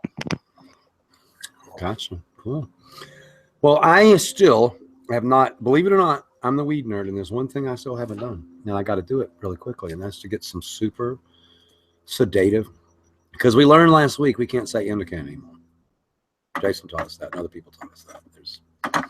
That just tells you where the fuck it came from. So we now know that we could have landrace sativas that knock your fucking dick in the dirt, and you could have short, squatty purple indicas that make you go zoom zoom. By the way, Jason, I wanted to back up just a minute. The reason I asked that CBD question is I was taking 200 milligrams of Care by Design CBD every day for just pain, because people were talking about you actually look back at pain. But what I learned is I couldn't take it late in the afternoon. I started taking my vitamins in the morning, because if I took it in the afternoon, I didn't know what was causing it, but I was just having a really hard time going to sleep. And it wasn't even that I was stimulated. It was just that my mind wouldn't rest. So I actually think CBD may stimulate your mind a little bit. This is like a weird thing because I think it affects people differently. For me, it depends how I do it. If I vape it or I smoke it, I tend to get a different effect than if I'm just consuming it in my body and letting that kind of dissipate. If I take a CBD capsule before I go to bed, I just tend to get better sleep. I don't go to sleep quicker. So if I'm already up mentally, that's not usually like you said, I like a special indica to kind of put me to bed. I don't necessarily think just high amounts of CBD is necessarily going to do it. No. And the one thing else I was going to talk about, I'm going to completely go off script here a little bit, talk about medibles. And Cali, I buy medibles, and I buy them from a person who puts basically their own sticker on them. And I assuming they go through their own testing and everything. But when I got down here, the medibles here, I mean, they are no joke. They have literally the exact milligrams, the exact everything, and it's certified by the state. So it's not like they can be wrong. So I guess what I'm saying is when you buy a 400 milligram treat here, you get a fucking 400 milligram cheat. It's no joke. You can feel it. So there are good things about regulation. The other thing I wanted to say, especially to my fans, is I said that the Arizona system allows 2.5 ounces of flowers a week. And then I said they extrapolate for the hash. I was fucking wrong. You can buy 2.5 ounces of hash a week here.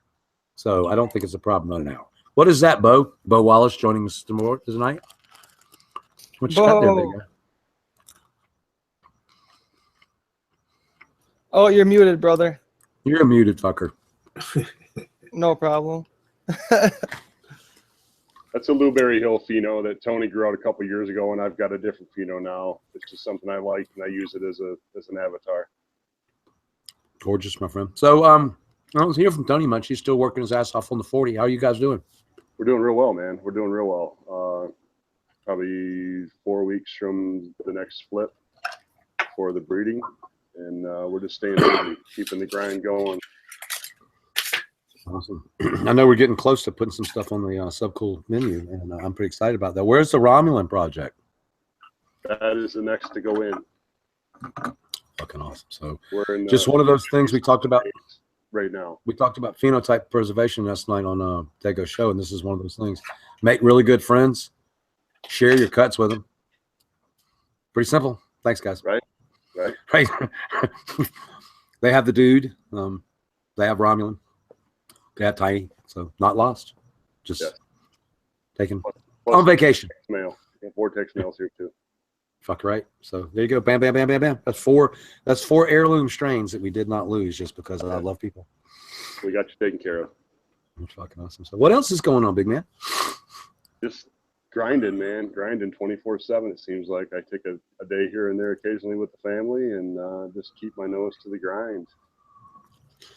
Got to tell you, I put up a picture a minute on Instagram, and I'm talking to you specifically, Bo, because Bo is a really close friend of mine. He's a weed nerd, but he's also a confidant. He's someone that I've called crying, I've called pissed off, I've called laughing. I mean, he's someone that I bounce a lot of stuff off of, and he wants this whole thing. And can you fucking believe that we shipped Agent Orange today, bro? In packs. Nice. I don't think anybody gets what that means. So it all burnt down, and then with Will's help, we recreated the packing with our incredible printers, Brown Printing, with Badger buying. Little Badger had to buy, like, you think about it, he had to buy a fucking staple gun. He had to buy, like, the stupidest shit in the world because it all went away. Stuff you don't go to Home Depot and buy one day. You know, it's like stuff you buy. Okay, do you got the staple remover? Yeah. Okay. Do you got the hole punch? Okay. Do you got the? No, he had to go buy every bit of it and put everything together so that he could get seeds back on the market. So, like a well-oiled machine. I think we just lost Sub. I was just gonna say I think we lost him too. No worries, he'll bounce back in. Yeah. Show's going really good. Yeah, I'm excited for all the work Tony's doing, you're doing over there. But it's right over here by me, guys.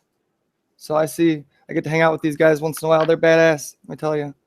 Hey, Bo, it's T-Dog here, man. How you doing? Nice to meet you. Nice to meet you also. Let me get my face on here. I put the Agent Orange picture up, so now. We met this summer at the Cup.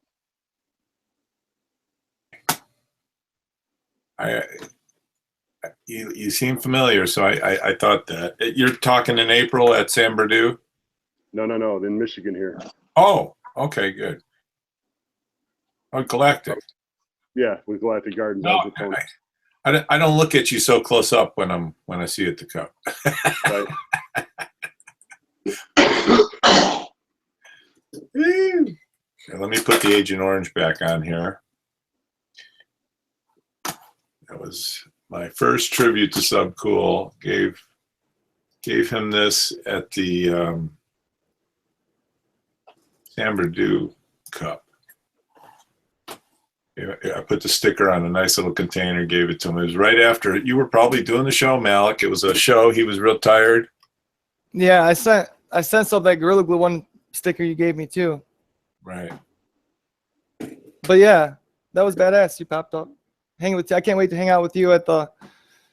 We're going to the Vehicle City Social Session. And what's the date again on that one? I'm tired. 9th. Is it 3 days or 2 days?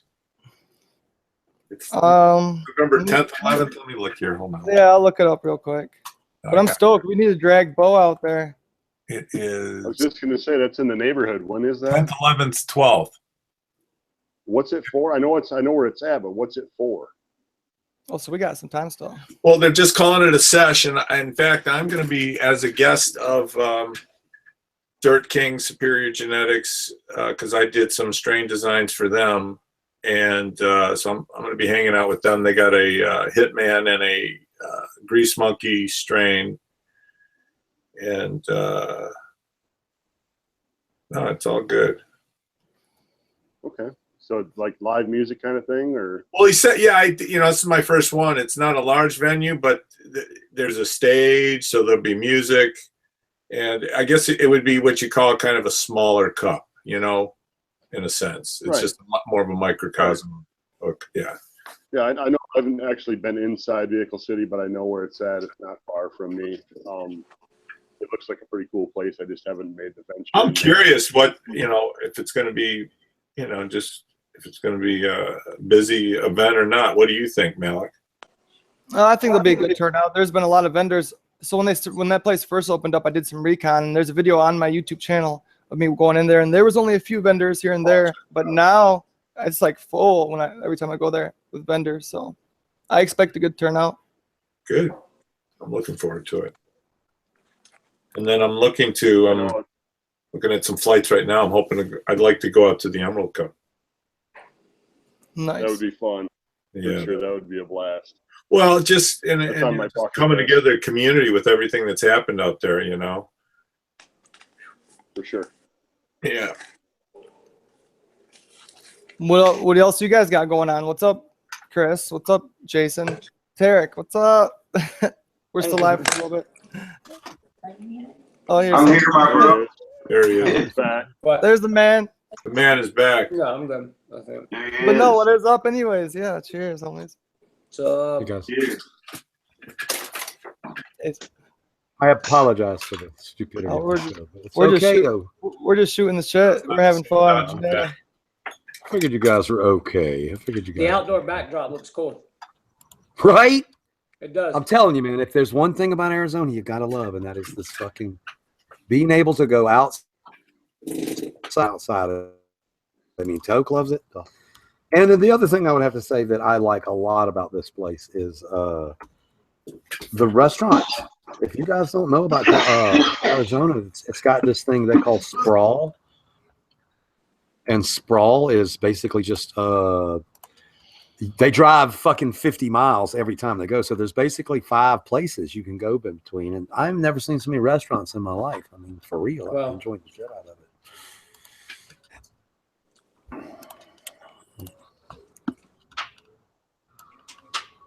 Yeah, they have a kitchen over there at that Vehicle City Social too, speaking of food. So do they?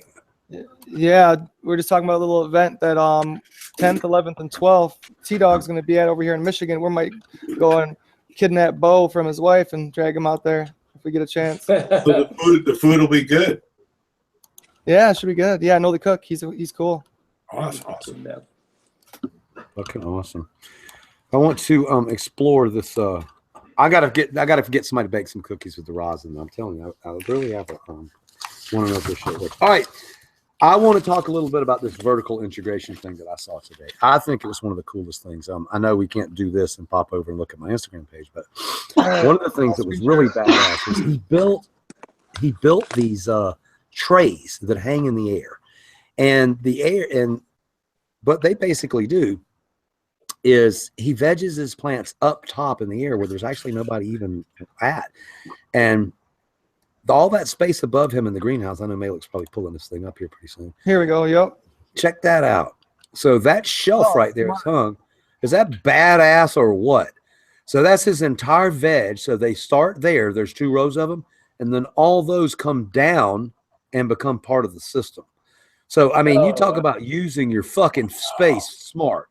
No air conditioning, just swamp coolers, a couple of lights. This is this man's veg room. Notice there's not fucking 80 lights like most people's veg room. Right. This is fucking smart, man. I was thoroughly impressed. Sunshine. I'm glad you shared that. That right? was awesome. It's fucking badass. And you know, the other thing I look is y'all got to keep your mics closed when you're hacking, okay? Where we go back this thing. So if you look, he's got chain big enough to fucking hang the Taj Mahal, holding up these little clones. Nice. This guy was fucking serious about it. So I've never seen anything so cool in my life as to use space up in the air.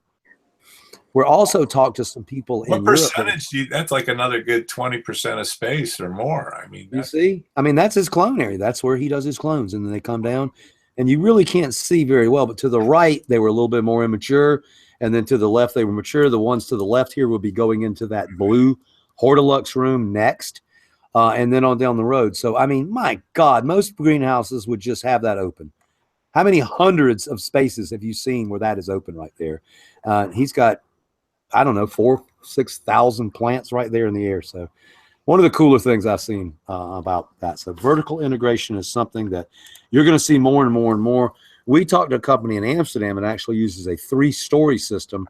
Their clones are up top. And this was vegetables. This wasn't cannabis, but they're going to use cannabis. So their clones are up top. And then the center floor was where they did all their vegging. And then the bottom floor was where they finished their produce, which makes sense because that's where you need to carry the weight. So when you're hauling tomatoes and potatoes and shit that weighs a lot, you don't want to haul them downstairs. So the light stuff was up top, the medium stuff. And I was like, when I heard it, I was like, Jesus, this is genius.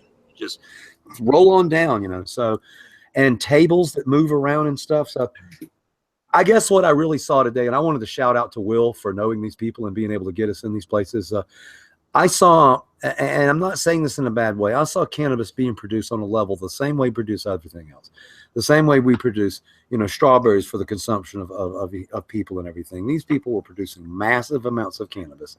And because they're able to produce cannabis that's relatively inexpensive. And this is not a pitch or a shill for them. I mean, I'm in the business I'm in this business. And these guys sell a gram a pot cheaper than anybody I ever saw. And it's not shitty pot. They're doing it right. He grows in soil. That's not cocoa. He does use salt. You guys use he does use come on, general hydroponics. If you've been growing weed for 20 years, if you haven't used Lucas, then you just haven't been growing long enough. We all have. A lot of us switch over. He uses that because he doesn't want to fuck around. With 41,000 plants, he doesn't want to be guessing. Everything in that area is dialed down and exact. So I'm not promoting salts or synthetics, but my point was he really had it down to the system, and he's producing 2.5 pounds of cannabis per light really, really efficiently. What does that mean for you? It means you can buy his cartridges for a cheaper price than you can buy them at other places. It means you can buy, you know, wax and flowers at a little bit cheaper. So me and Will could not have been. I can tell you that you can buy a gram of his mid-grade outdoor flowers for what I get wholesale for my flowers in California. So from a consumer standpoint, from that guy who makes $242 a week after fucking Uncle Sam sticks it in his ass and reams it around, that means something to be able to go down there and get a gram for $7. So I'm not saying that this is the highest quality cannabis in the world. I'm saying I was fucking impressed with this man's operation. When you see a room of people trimming, a room of people packing, a room of people packing cartridges, and he's harvesting every 6 days, dude, every 6 days. Toke, quit. We're not gonna play ball anymore. That's badass. So yeah, it's fucking pretty cool. My dog does the same thing. You're gonna be able to Lord, do he's super literally soil knocking the too, so- camera over and shit now. He's like, fucking dad, I'm gonna move the camera. Yeah, right. Here's Toke. This is what I'm looking at for the past hour. He's a This is good like- dog, though. Oh, he's the best dog in the world, man. He is. He wants. I know what he wants. He wants me to play with a fucking ball. All right, let's see what else we got to cover tonight. Do we have any updates for Eli? Will? Oh, Will. Let's go over and pop. Oh, We'll pop over on his. You got any updates for Eli today? No, we already covered most of it. We're gonna go there on Monday. We're gonna shoot the commercial. They're gonna run some specials at Urban Greenhouse. So Yeah, that's what I was if getting at, anybody specials. wants to go to Urban Greenhouse on Monday, they can meet you. They can shake hands. They can get some TGA gear. You know. Perfect. Come by if you guys want to come by Urban Greenhouse Monday. It's pretty. It's really fucking nice dispensary. So we're gonna hang out, and I can't wait to get some more of the damn sour gummy bears that are 300 milligrams. So pretty awesome there. Bo, what are you loading right now? You said you're loading. What are you guys loading? The next load's gonna be the Flav. The Flav. Well, I'm happy about that. All right, let me see what else I got. Shout outs. Oh, here we go. Got lost. I'm stoned. We got 2 other weeks. stuff going in, of course. Oh, of course. 2 weeks from now. Hey, who T to the D O G? Who's that? It's Cooper. Cooper. Aw. We love our messy ass dogs, let me tell you. So 2 weeks from now, this does not apply to everyone, but it certainly applies to me and Will. We will be at the SoCal Cup in San Bernardino, the 11th and 12th. We will have a booth with Alpine Alternative. You will be able to pick up flowers. You'll be able to pick up hash. You'll be able to pick up TGA genetics. And I guarantee you, in between now and then, me and Will are going to get this strain packed up that Amelia Lavender and Digger donated to the Weed Nerd Nation. And we call it Joshua Tree because that's where we met them, where we got high together and they gave me a giant jar of seeds. So I can't think of anything cooler to name it than Joshua Tree. And while we call these testers, they're not testers. They're fucking freebies. So you know how this works. If you guys email me, once we get them shown up, I can get them to you. But more importantly, come to the damn event, shake my hand, and I'll put some in your hand. I love giving away seeds. And a couple of my fans have been nice enough to create some TGA testers for me. These are not just strains. These are actually TGA strains, that F2s that other people have made. So we'll have them for you guys at the SoCal Cup. My man, Master G, the guy I met in San Diego, he's going to probably come up to the cup. You know, he's kind of my mentor over the years, and he's a big fan of yours. You guys know each other, and I didn't know you were going to be at the San Bernardino, so I'm going to send him up your way to say hello. Yeah, send him down. I mean, there's multiple things. There's the fact that we had already booked it. Number one. There's number two. I want to damn sure make sure the industry knows my ass is here. Right. So I'm going to be standing in that booth. But also, I've mentioned it a couple times. I mean, being Subcool is a lot of fun. And being Subcool sitting in a house is boring as shit. You want to find me, have fun, wind me up and stick me in a crowd full of stoners. I mean, I am in my fucking element. So I wouldn't miss that. Even if I wasn't selling nothing, I'd just stand there in the damn booth and put a sign up there that says meet Subcool or some stupid shit. I'll stand there and get high with everybody. So this is your unexpected world tour, you know? Yeah, exactly. And so it's also a place for me to expand my family. So yeah, come out and see me. And I'm a quasi single sub, so that's a little bit different thing to go to a cup too. So just another reason to go meet more people. It wouldn't hurt to expand my number of people I know. I know an awful lot of fucking dudes, let me tell you. All right. Well, I think we have gotten caught up with all that stuff. I wanted to mail it. Do we have anything that we need to promote today that I'm forgetting as far as links or anything? Oh man, no, we covered the tincture package with Jason here. I'm stoked about that. Thanks again for the donation. Method 7 last week. Lauren came out. That was awesome. Shout out to her. All right, let me give a reverse shout out. Okay. Yeah. Here's a reverse shout out. I've already told Will, And I'm telling all the weed nerds, I'm telling all the weed nerds that watch me on my live stream. It's 416 people watching. At least a third of you guys watch me stream all the time. Would y'all please remind me to carry the fucking Method 7s with me when I go to these places? I was in a greenhouse today with 41,000 pot plants, and every picture in a bud room is just a bunch of yellow shit. Dude, he had purple plants and orange plants and strawberry plants. So for God's sake, we cannot forget the damn Method 7 so we can take some on it. Fuck, I was just so mad. And for as much as we prepare with our bags and our laptops and our cams and everything, when you hit these places, I'm never nervous. I'm not a nervous human being, or I couldn't do this. But when I come to these shops, I'm definitely off my game a little bit. I'm trying to be professional and shake hands. I'm trying to not fiddle fuck around. And I could have stopped and made a big deal about Method 7s. I'm sure there was a set of Method 7s somewhere. But next time, let me just whip them out. I mean, come on, dumbass. I'm so bad at myself. So. Yeah, all right, you'll get them next time. Yeah, we'll get them. We'll remind you. Yeah, so make sure you follow us through the week. Me and Will doing crazy shit, going to another greenhouse outdoor and back to urban. Let me see if I got everything else. Kyle Cushman, Friday. I will coordinate with Malik.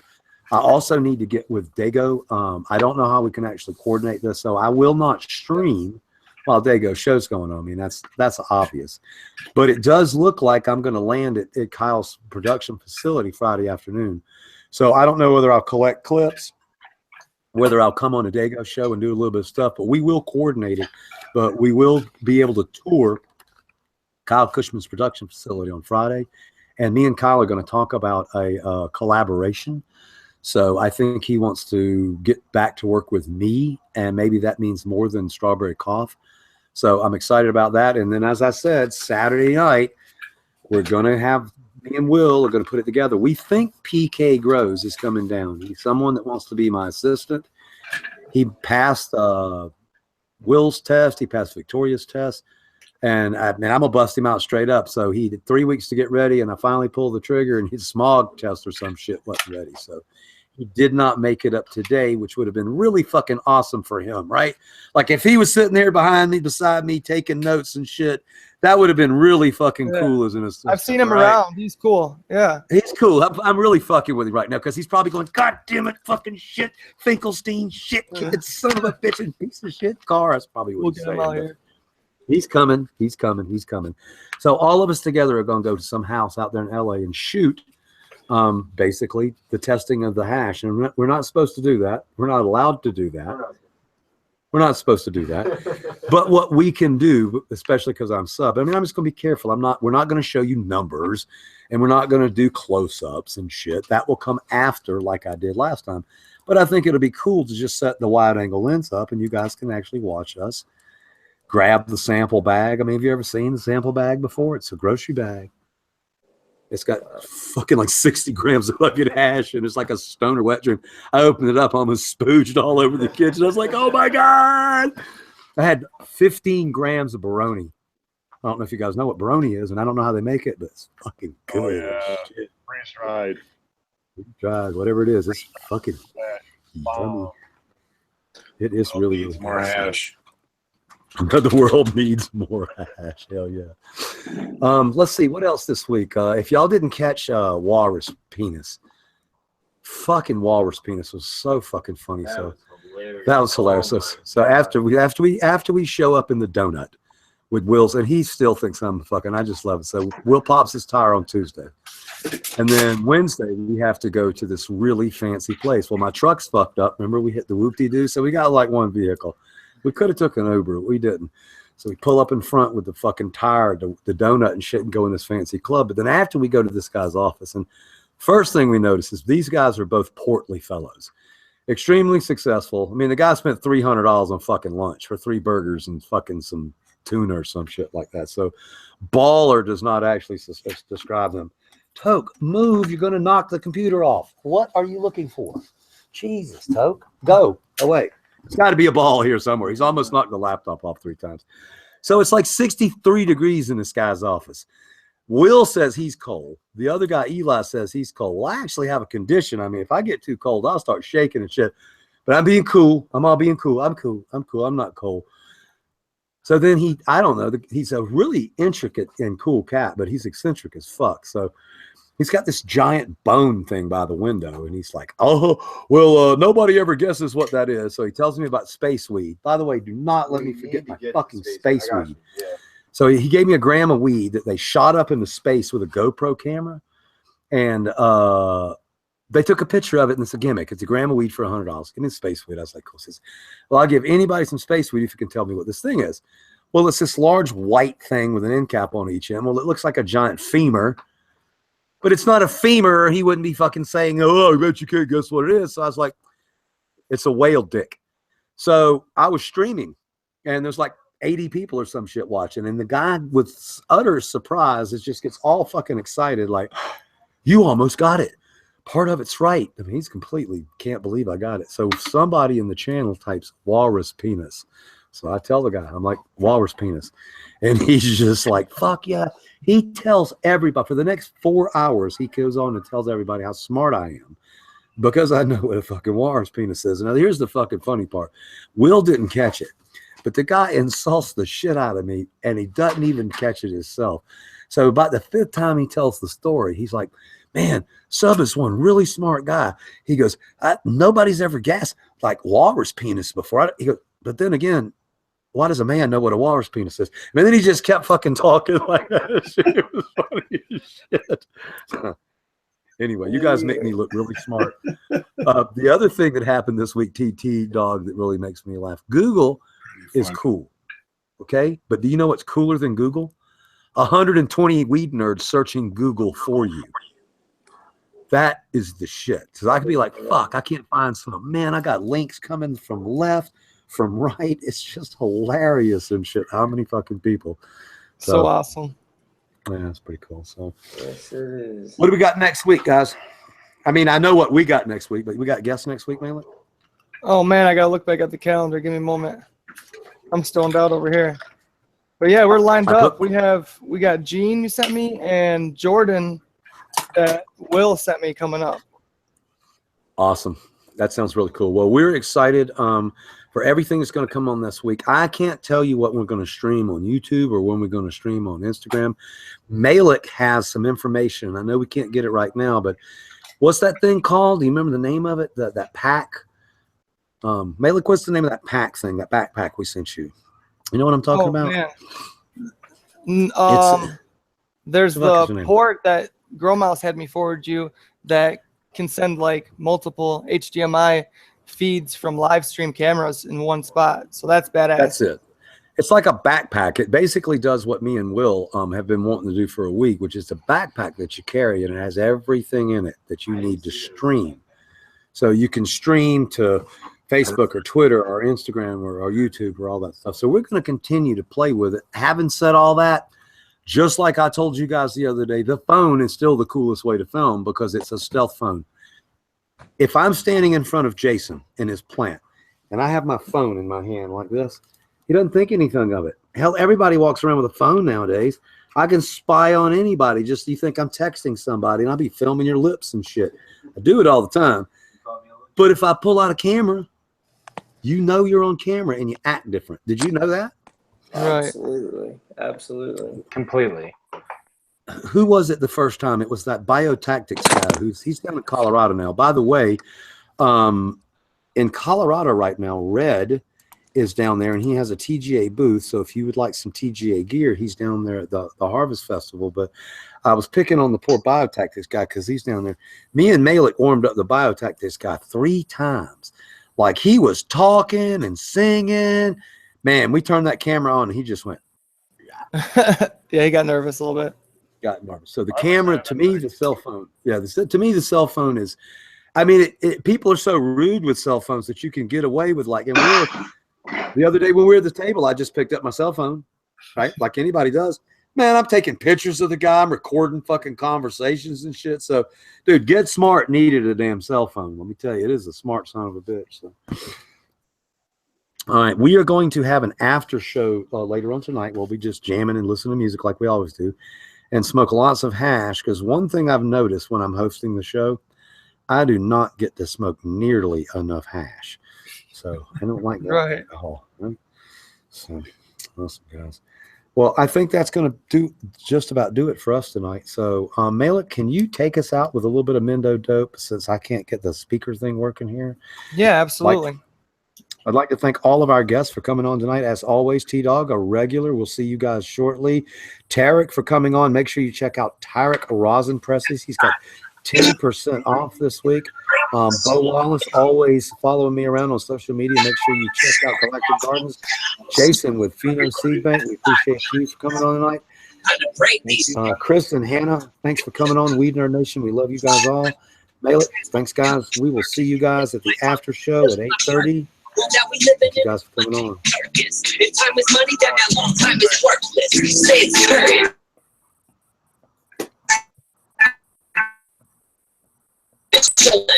The rich one, while some still struggling just to get some. Show my true colors, every spot I run. Stay united with the people, so I'm not alone. Want us divided with the people, but they fly and blow. Like they forgot that it was medicine, that's why we grow. Spreading my wings will get you high. Stand together, no need to pick a side. I'm a witness to the healing, and I can testify. Game steady changing, I see the dragonfly. Life is like an ocean, I'm surfing the world. I grew up the dirt, so good luck, throwing dirt on my name.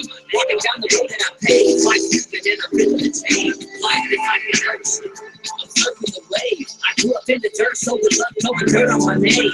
Walking down the road that I paved, life stupid and I'm feeling the change. See the illusion, look beyond the scheme. Too much confusion, things ain't what they seem. Rules and regulations, conversation deep. Conflicts and contradictions overweave.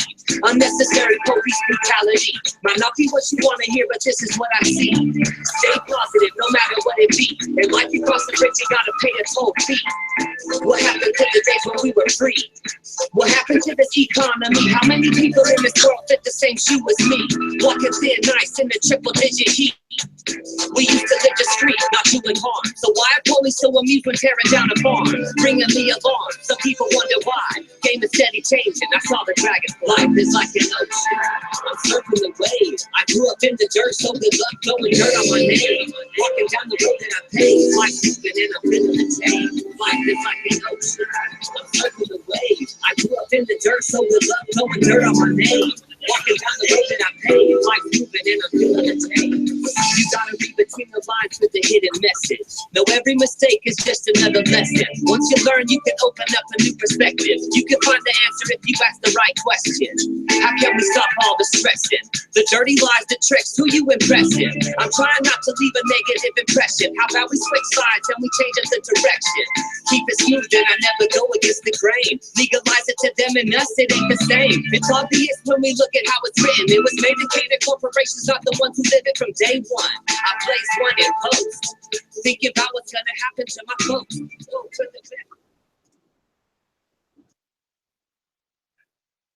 Yo, yo, yo.